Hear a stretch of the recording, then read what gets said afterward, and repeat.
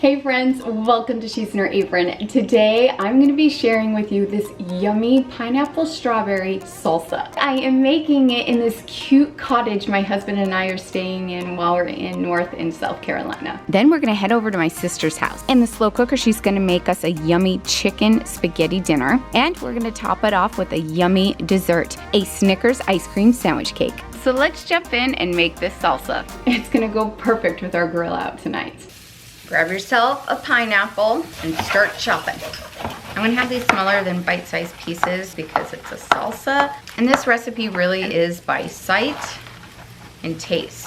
And this is a very, very juicy pineapple. Oh my gosh. Okay, we're gonna need some strawberries. Let's get these washed up.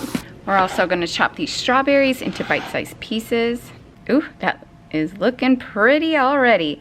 Now we need some tomatoes. I am gonna take the seeds out because this recipe already gets runny as time goes on, that I don't wanna make it runnier with the seeds. I'm not gonna put all the tomato in quite yet, but I started off with pretty much the majority of them. This is what I have left. Snag a couple of jalapenos. You can have it seeded or unseeded, and I'm putting it in seeded.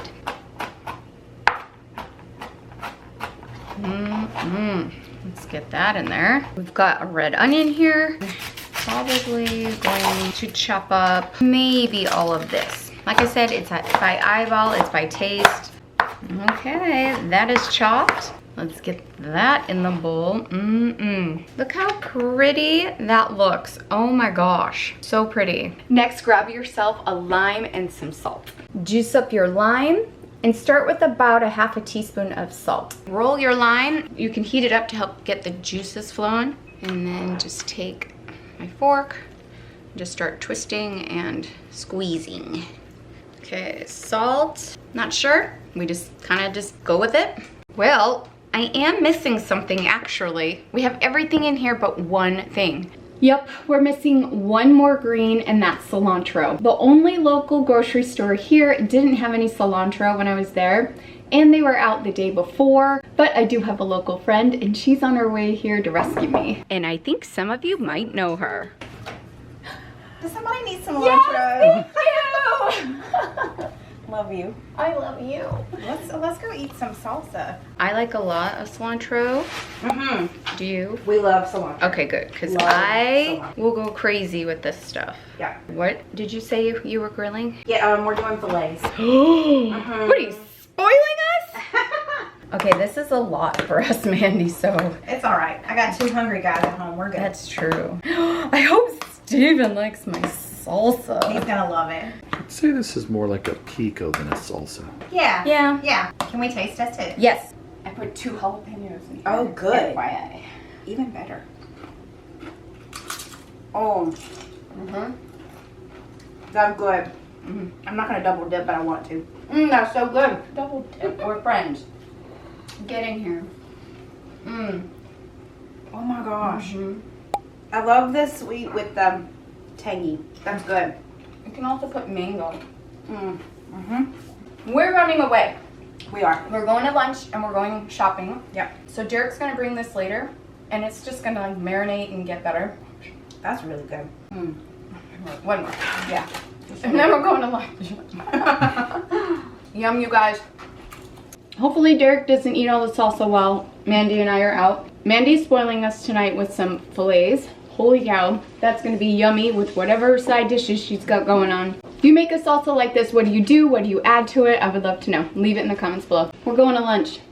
Bye. Bye. Now we're at my sister's house for dinner. She's gonna share with me this TikTok recipe she found that our family absolutely loves. This recipe is by the TikToker Cooking in the Midwest. It's a slow cooker chicken and spaghetti dish. And in the end, he ends up baking this recipe in the oven, but we're just gonna keep it all in the slow cooker. This TikTok recipe says you need a pound of spaghetti, but we're going to use a pound of fettuccine. Then you'll need a can of Rotel, diced tomatoes, and green chilies. You can use original, mild, or hot. And 2 cans of cream of chicken soup. You'll also need some shredded Colby Jack cheese, dried minced garlic or fresh garlic, paprika, onion powder, salt and pepper, and sour cream. The recipe calls for 2 chicken breasts, but my sister's got these thin chicken breasts, so we're gonna put all 4 in. She says this does feed a lot of people, even though it calls for just 2 chicken breasts, because you've got the pasta. She says it's filling and feeds their family of 5. And she said that sometimes she has leftovers. She's adding 1 tablespoon of minced garlic.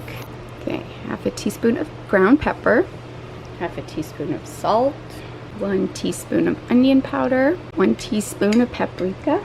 I always have to have paprika. I love seasoning everything with paprika. Seriously. It's so good. Okay, we're adding in the 2 cans of cream of chicken and that Rotel tomatoes. Just mix this all up. It looks interesting, but Ashley's like, tastes so, and everyone on TikTok raves about it. Yeah. Oh my gosh. Okay. Yeah. When do you put the cheese on? After it cooks. The cheese and the sour cream and the cooked pasta go in when it's Okay, so we have to cook the pasta, not in here. correct. Oh, okay. So not quite a one dump meal, but it's worth cooking the pasta on its own and adding in it. Yeah. All right. 4 hours on low. It says 4 to 6 hours, but since my 2 chicken breasts were sliced in half, I start at the low end. That makes sense. And then when we get close, we will cook the pasta. When your chicken mixture is all done, it's time to shred it up. Oh, that cream sauce smells so good. So you take the chicken out, shred it, or chunk it, or however you want it. So they did it in thin pieces, but you like it shredded. I think I would like it shredded too. So it all like blends. Creamy. So 2 cups of the Kobe Jack cheese and then a 4th cup of sour cream. Okay, we're keeping this on warm and we'll plop that fettuccine in. And this will take about 13 minutes to cook up, and then we'll drain it and get it into the slow cooker. It smells insane. Oh, you can see the stringy cheese. Ooh, let's dish up. That looks so good. Ooh, it's creamy. It smells insane. All right, let's try this very popular TikTok slow cooker chicken and spaghetti dish. It is creamy. It has this great tanginess to it. I definitely suggest going with a hotter Rotel tomato, but this is so good. I could see why it went viral on TikTok. This is super good.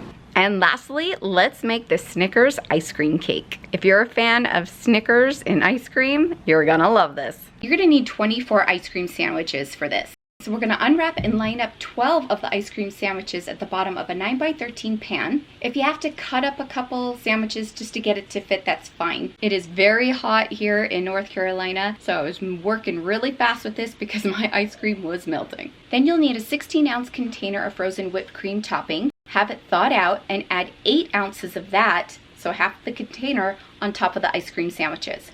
Then you'll need some chocolate sauce and caramel sauce. You'll need about a half cup of each, divided up, but really this is all by sight. And we're gonna drizzle each of these on top of the whipped topping. For the chocolate sauce, I used a hot fudge sauce. I needed to heat it up just a little bit so it was easier to drizzle on top of the whipped topping. Once you have that on, we're gonna chop up some roasted salted peanuts. For this whole recipe, you'll need about a half a cup, and you'll put your first layer on top. Then you'll need about around 18 ounces of some Snickers bars. If you grab the fun size or snack size bars, they're easier to chop up. So just roughly chop them, and then we're gonna put a layer of this on top as well. Now we're just going to repeat our steps and add the next 12 ice cream sandwiches on top of that. Then your whipped topping, your chocolate sauce, your caramel sauce, and your peanuts and Snickers. We're gonna cover this with foil and place it in the freezer, so you could freeze it anywhere between 2 to 4 hours before serving. You'll just slice it up into squares and you're ready to go. This was a hit with the family, especially if you have any Snickers fans out there. This was delicious and easy. We're all looking for fun, easy recipes to take to get-togethers, potlucks, and even barbecues. So check out these 2 videos right here. They have a ton of ideas for you. Thanks for joining me, and we'll see you soon. Bye. Hi y'all, I'm Mandy, and this is Mandy in the Making.